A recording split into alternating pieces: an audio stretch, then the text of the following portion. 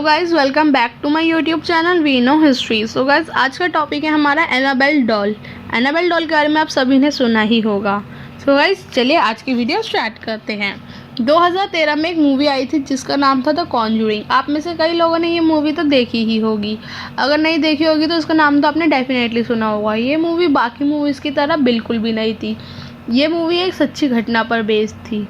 इसकी सबसे खतरनाक और डरावनी और जो मेन कंटेंट थी वो थी एक डॉल जिसका नाम था एनाबेल।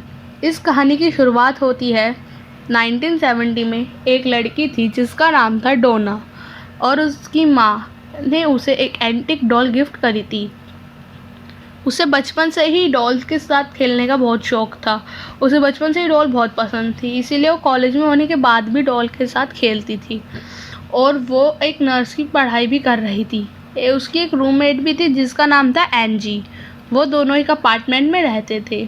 उसी अपार्टमेंट में जब उसकी माँ ने उसे वो एंटिक डॉल गिफ्ट करी तब उसने खुशी खुशी उस डॉल को ले लिया और उस डॉल को बेड पर रख दिया। थोड़ी देर बाद जब डोना और उसकी दोस्त एंजी जब रूम में आए तो उन दोनों ने ये नोटिस किया कि वो डॉल अपने आप मूव कर रही है। वो दोनों जब घर वापस आती थी तो ये नोटिस करती थी कि वो डॉल की पोजीशन अपने आप ही बदल जाती है। जब भी वो कॉलेज से आती थी तो देखती थी कि डॉल को उन्होंने बेड पे रखा है, पर जब वापस आती थी तो डॉल कहीं और ही होती थी। धीरे धीरे ये सब कुछ बढ़ने लगा। कुछ दिनों बाद ये सब और भी ज़्यादा बढ़ गया। जब एक शाम वो दोनों अपने कॉलेज से आए तब उन्होंने बहुत सारे पेपर मिले जिस पे लिखा हुआ था help me help me. Doll की पोजीशन बदलना उन दोनों के लिए एक नॉर्मल बात हो चुकी थी। जब एक बार डोना और एंजी अपने रूम में आई तो देखा उन्होंने डॉल को जिस रूम में छोड़ा था वो उधर ही है। डोना को ये सब अजीब लग रहा था। उसने जब डॉल को ध्यान से देखा तब उसने देखा कि डॉल के ऊपर खून लगा हुआ है और इस खून वाली घटना के बाद वो दोनों और भी ज़्यादा डर गए। उसके बाद उन्होंने एक पैरानॉर्मल इन्वेस्टिगेटर को भी बुलाया उस डॉल की जांच करने के लिए। उस इन्वेस्टिगेटर ने ये कहा कि उस डॉल में एक मरी हुई लड़की की आत्मा है जिसका नाम है एनाबेल हिजिन्स। उस इन्वेस्टिगेटर ने एनाबेल से बात करना चाहा और एनाबेल ने बताया कि वो उस ही ज़मीन पर रहती थी जिस ज़मीन पर उन दोनों का अपार्टमेंट है, जिसमें ये दोनों दोस्त रहती है। एनाबेल ने कहा कि उसकी मौत तब हुई थी जब वो 7 साल की थी और ये भी कहा कि वो डोना और एंजी के साथ सेफ फील करती है। और उसने उस इन्वेस्टिगेटर की मदद से डोना से पूछा कि वो उन दोनों के साथ रह सकती है। डोना और एंजी नर्स की पढ़ाई कर रही थी, इसलिए लोगों की मदद करना उनका फ़र्ज़ था। एनाबेल की कहानी सुनकर बहुत बुरा लगा उन दोनों को और एनाबेल को अपने साथ रहने की परमिशन दे दी। डोना और एंजी का एक दोस्त भी था जिसका नाम था ल्यूव। वो उन्हीं के साथ दूसरे रूम में रहता था। ल्यूव को वो डॉल शुरू से ही पसंद नहीं थी। उन दोनों ने ये डॉल को तो एक्सेप्ट कर लिया था, पर ल्यूव का कुछ और ही कहना था।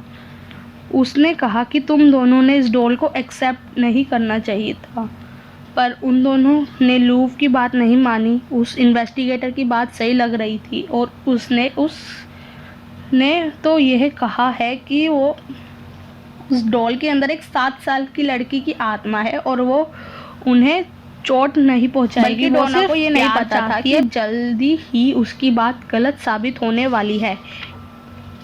एक बारी ल्यूव उस अपार्टमेंट में अकेले सो रहा था। एकदम से आधी रात को उसकी नींद टूट जाती है। ल्यूव ने ये फील किया कि वो अपनी बॉडी को हिला नहीं पा रहा है और घबरा गया। उससे एकदम से एक बच्चे की रोने की आवाज़ आई। जब उसने नीचे देखा तो उसने एनाबेल डॉल ही दिखी थी जो उसकी तरफ आ रही थी, पर वो अपने शरीर को हिला नहीं पा रहा था। एनाबेल उसके शरीर पर आकर रुक गई और उसे देखने लगी। फिर ल्यूव बेहोश हो गया। फिर जब अगले दिन उसकी आँख खुली तब उसने देखा कि एनाबेल तो अपने रूम में ही है और उसे कुछ समझ नहीं आ रहा था कि जो उसने कल रात को देखा वो उसका वहम था या सच में उसके साथ कुछ हुआ था। उस दिन ल्यूव और एंजी उस अपार्टमेंट में अकेले थे। अचानक से उन्हें डोना के कमरे से एक अजीब सी आवाज़ सुनाई दी। उन्हें लगा कि कोई चोर अपार्टमेंट में घुस गया है। लूव बेडरूम की तरफ भागकर गया और उसने देखा कि उस रूम में तो कोई भी नहीं है, बस उस रूम में एक वो डॉल नीचे ज़मीन पर पड़ी हुई थी। अचानक से लगा कि उसके पीछे कोई है। अचानक से उसने अपनी छाती पर एक दर्द महसूस हुआ। जब उसने अपनी चेस्ट पर हाथ रखा तब उसने देखा कि उसकी चेस्ट पर कई जगह से खून निकल रहा है। ऐसी ही अजीब चीज़ें होने लगी उस घर में। डोना और एंजी को लगा कि एक 7 साल की बच्ची तो ऐसा कर नहीं सकती। फिर उन दोनों ने उस डॉल पर शक करना शुरू कर दिया।